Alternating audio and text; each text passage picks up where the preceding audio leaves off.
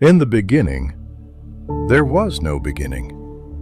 Not because time had not started yet, but because even the idea of a beginning had not yet been separated from everything else. There was only existence, not shaped, not named, not understood.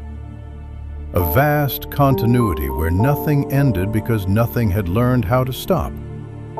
And in that continuity, something slowly began to form, not as creation, but as awareness noticing itself for the first time. It was not light, it was not darkness. It was not silence either, because silence implies the absence of sound, and there was nothing yet to be absent from. It was simply presence. And from that presence, the first distinction emerged. A soft separation, not violent, not sudden, but like a thought slowly realizing it is different from the space it exists in. Nyx. Not born, not created, not summoned, just realized. And when Nyx existed, the universe experienced its first shift. Not movement, not change, but contrast, something to be compared against something else. And in that comparison, existence became aware that it could have layers. Nyx did not rule anything. She did not command anything. She simply existed in a way that made existence itself feel deeper. And beneath her, something else stirred. Not opposite, not enemy, not force. Erebus. A depth without fear, a darkness without end. Not absence of light, but the presence of depth itself. Between Nyx and Erebus, something strange happened. The universe began to feel direction. Not physical direction, but conceptual orientation. As if existence now knew there could be above and below, even though nothing had shape yet. And from that subtle awareness, Chronos began to form. Not as a being, not as a god in the way stories would later describe, but as pressure. The sensation that things could shift from one state into another and never return exactly the same. Chronos did not move. He did not act. He only existed as inevitability. And inevitability is the first structure of time. Still, there were no worlds, no sky, no earth, no sea. Only the growing awareness that such things could exist. And in that awareness, possibility became unstable. From instability came creation. Gaia. Not as a planet, not as land, but as grounding itself. The concept of stability in a universe that had never needed stability before. And where Gaia existed, the idea of place was born. Something could now exist somewhere. And that changed everything. Because before place, everything was everywhere. And when everything is everywhere, nothing can be held.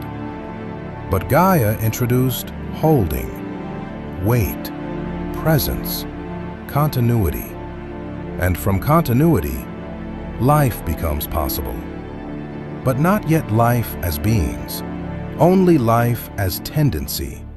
A tendency for things to repeat, to persist, to remain. And within that persistence, patterns formed. Oceanus appeared not as a god of water, but as the idea of flow. Continuous movement without beginning or end. A reminder that even stability must contain motion. Hyperion appeared as brightness before light became physical. The anticipation of illumination. Coeus as questioning itself. The universe wondering what it means to know. Creus as boundary, the first sense that one thing could end and another begin. Iapetus as limitation, not punishment, but definition.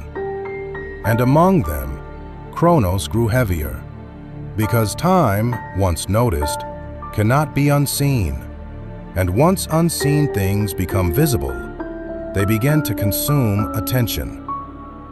Chronos began to shape everything without touching anything. Events began to feel ordered. Even without structure, things began to feel like they were happening before or after. And that alone was enough to begin the collapse of stillness. But stillness did not disappear. It transformed into rest. And rest would eventually become sleep. And as time, Chronos, continued to take shape, something within existence began to feel heavier. Not in a physical sense, but in a way that could not be explained by structure or matter. It was as if every forming thing now carried the awareness that it could also fade. And from that awareness, emotion slowly emerged. At first, it was not recognizable. It did not have names like sorrow or joy. It was simply variation in presence.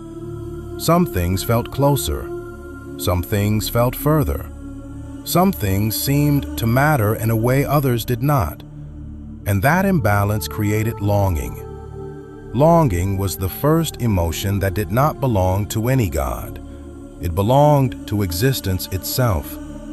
And somewhere within that growing imbalance, a presence began to take shape in the upper world, where Gaia's grounding had formed landscapes that did not yet understand their own beauty.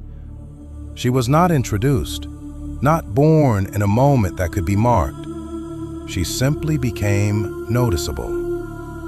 Persephone. At first, she was not separate from the world around her. She was part of its rhythm. When flowers opened, she was there in the opening. When light softened across fields, she was there in the softness. It could not be said that she caused these things, only that they seemed to align with her presence. And because of that, nothing around her felt incomplete. But completeness is fragile, because it does not protect itself. And somewhere below that growing world, beneath what Gaia had shaped into earth and depth, another presence existed in stillness that did not feel like emptiness. Hades. Not as a ruler, not yet as a figure of judgment or fear, but as a domain of inevitability, where things did not disappear, they simply stopped transforming. In that place, nothing was lost, because loss implies distance, and in Hades' domain, everything that arrived simply remained in its final form. No resistance, no continuation, just permanence. And permanence, when observed from above, begins to feel like absence. Above, life continued to shift. Seasons had not yet fully formed, but change had begun to understand itself. And with change came separation. It was not sudden, it was not an event. It was a gradual drifting apart of states that had once felt connected. And Persephone, though she did not understand it, became the center of that drifting. Because where she existed, change felt gentle. But gentleness does not prevent transformation. One moment was not different from the next in any visible way, and yet the universe shifted its internal balance. Persephone was no longer only within the upper world, she was also not within it. And that contradiction created a rupture that could not be seen, only felt. The upper world reacted first not with awareness, but with absence. Flowers did not die, they simply stopped continuing. Light did not disappear, it simply lost intention. And Demeter, though she was not yet fully formed in the way later stories would describe, emerged as a response to this imbalance. Not as a character at first, but as reaction given form. She moved through the world, and wherever she moved, the memory of growth weakened. Because growth without its source cannot sustain itself. And somewhere within this widening silence, the idea of separation became real enough to be named. And naming things is the moment they begin to exist differently. Below, Hades did not change, because change implies movement, and his domain did not operate through movement. It operated through arrival. And Persephone, now partially within that space, experienced something new. Not fear, not resistance, but stillness that did not demand anything. And that stillness began to feel like rest. Above, Demeter searched, not through paths, but through consequence. Every place she touched responded with memory of loss, and that memory spread. Seasons, as they would later be understood, began to form from this imbalance. Warmth became departure, cold became waiting, growth became return. The world learned rhythm through absence, and in that rhythm, Chronos continued without pause. Because time does not react to emotion, it only records transformation. But something else was beginning to record something deeper than time: memory. And memory, unlike time, does not move forward. It accumulates, and accumulation creates weight. That weight eventually became unbearable for existence to carry without release. And release came in another form: dreams. And within those early dreams, something else began to form. Not as a god yet, not as a force, but as a function of reflection. Morpheus. He was not separate from dreams at first. He was the shaping of them. The moment when something formless becomes briefly structured before dissolving again. And Hypnos, whose presence was still only partially understood by existence itself, did not guide sleep. He allowed it. Sleep was not control, it was permission. Permission for awareness to stop resisting itself. And in that permission, everything softened. Even Persephone, existing between two states of being, began to feel the nature of duality not as conflict, but as rhythm. Above and below. Presence and absence. Growth and stillness. And somewhere in that rhythm, Orpheus began to form, not as a man yet, but as a question carried through structure. The question was simple: can what is separated ever be reached again? And existence, as always, did not answer. It only continued, because continuation is the only certainty it has ever known. As the idea of memory began to grow heavier within existence, something subtle changed in the way the universe itself responded to emotion. It was no longer enough for things simply to exist and pass. Now, what existed left traces. Not physical traces, but impressions, echoes that remained even after the original moment had already dissolved. And those echoes began to accumulate. Not in space, not in time, but in something deeper, in feeling. And feeling, once accumulated, becomes longing that has no direction. It does not seek a place, it seeks completion. And completion, in a universe that is always changing, cannot exist in a stable form. So it appears instead as stories. And from stories, something even more fragile began to form. Orpheus, not as a man standing in a defined moment of history, but as the shaping of an impossible idea that what is gone might still be reached through something other than force, through sound, through emotion, through resonance. And when Orpheus first emerged within the structure of existence, it was not as sound itself, but as the potential for sound to carry something beyond itself. Music had not yet fully become music. It was still becoming. And in that becoming, it carried everything that had ever been felt but never resolved. Above, Persephone continued to exist in dual presence, never fully one place, never fully another. And this condition, though it seemed stable from a distance, created a quiet fracture within existence itself. Because duality is not balance. It is tension. And tension always seeks resolution. Hades, in his stillness, did not resist this tension. He contained it. And in containing it, he allowed it to exist without collapse. But containment is not resolution. It is suspension. And suspension, over time, becomes weight. Meanwhile, above the shifting world, Demeter's absence became presence in another form.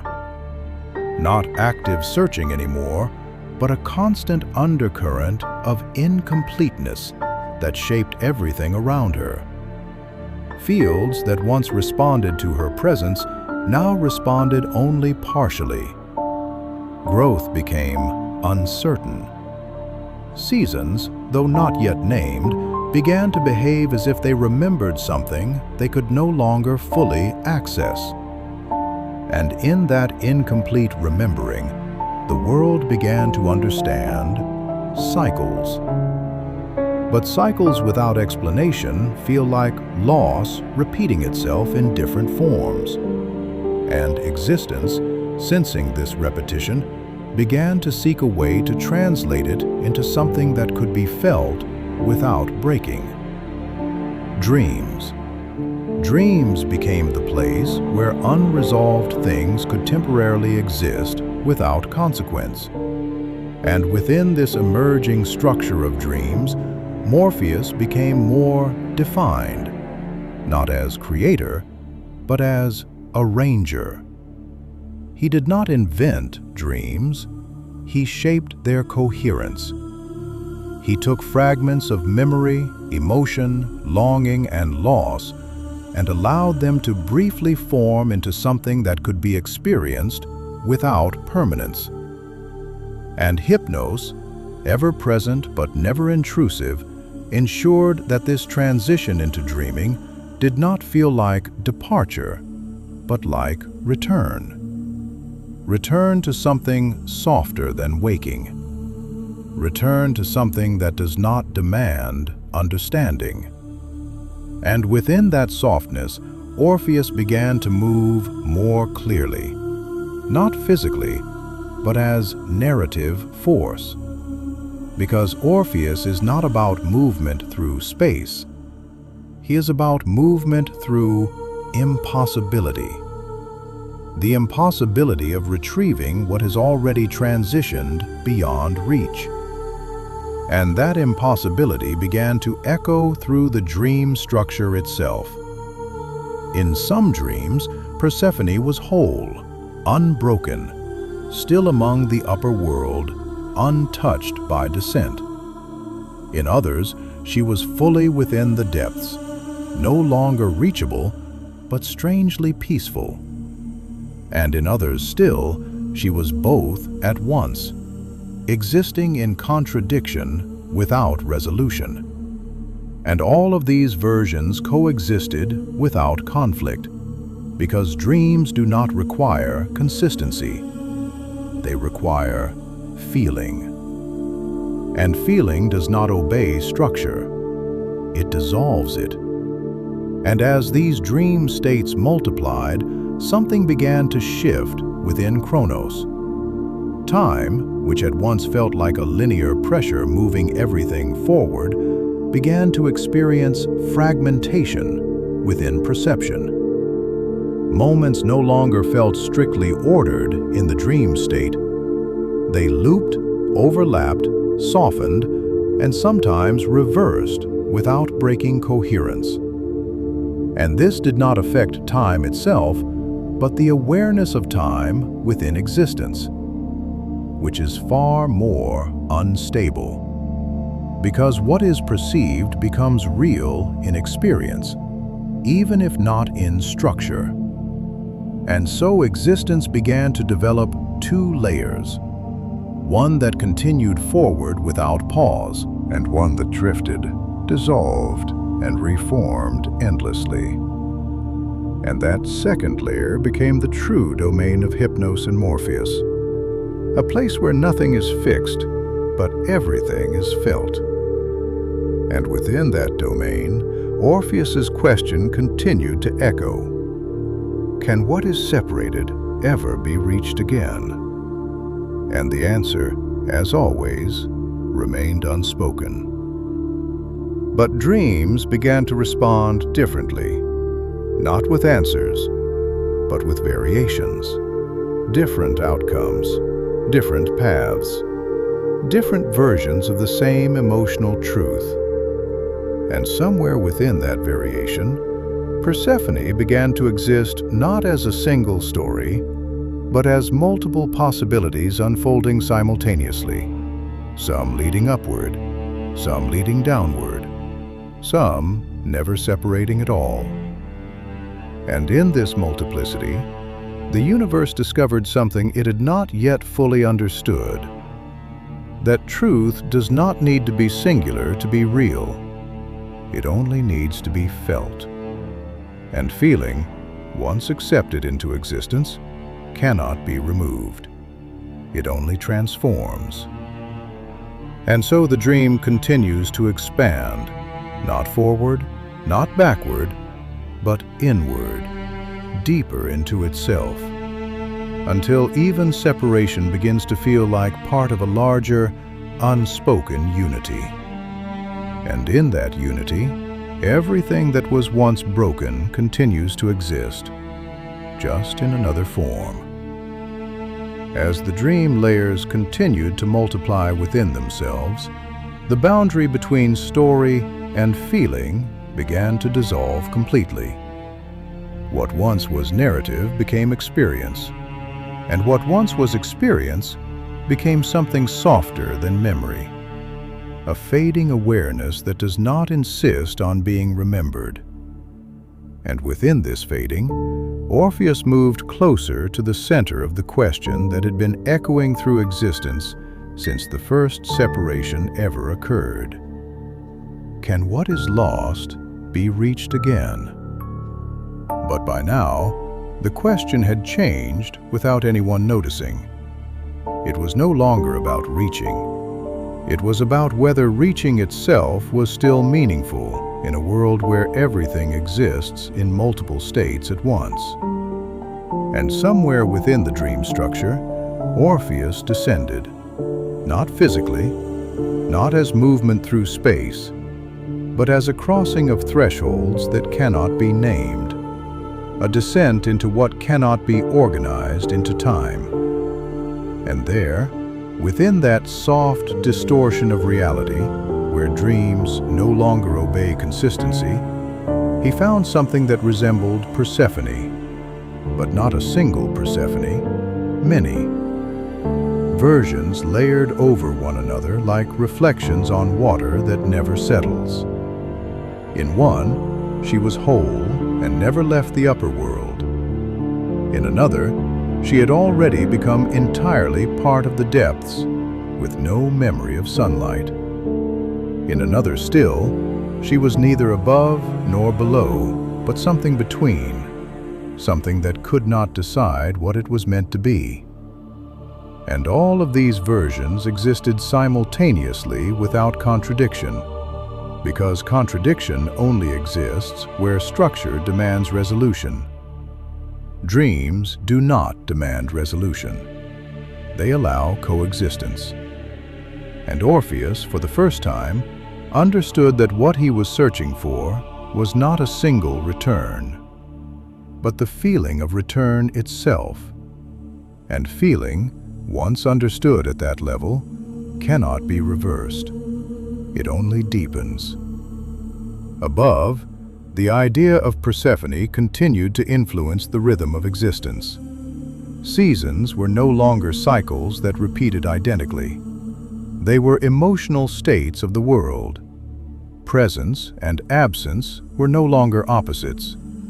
They were phases of awareness. And Demeter, now no longer a singular force, but a lingering presence woven into the fabric of growth itself, no longer searched in direction. She searched in resonance. And resonance does not move outward. It moves inward, through everything that still remembers. And Hades, within the depth that was neither punishment nor escape, remained unchanged. Because what exists outside of time does not react to its flow. It only holds what has already passed through transition. And in holding, it transforms loss into permanence that does not feel like absence, but like settled reality. And in this structure, Persephone was no longer defined by arrival or departure. She became the point where both states meet without conflict. And in that meeting, something unexpected occurred. Stillness began to feel like continuity, and continuity began to feel like peace. And Orpheus, still within the collapsing layers of dream logic, reached a moment where all versions of reality converged into one fragile point. A point where separation, union, loss, and return were indistinguishable from one another. And at that point, the only action that remained possible was awareness. Pure awareness without direction. And in that awareness, something turned. Not outward, but inward. A quiet hesitation. A moment that does not belong to time, but interrupts it. And in that interruption, everything that had been held in tension reached a soft breaking point. Not destruction, release. And release, in its purest form, does not end anything. It allows it to continue differently. And so, Orpheus did not fail, and he did not succeed. He simply became part of the same structure he was trying to cross. And in becoming part of it, the question itself dissolved. Because a question that has merged with its answer no longer needs to exist as a question. It becomes understanding without language. And understanding without language becomes silence. And silence, when it is complete, is indistinguishable from sleep. And within that silence, Morpheus no longer shaped dreams actively. There was nothing left to shape. Everything that could be felt had already been felt in every possible variation.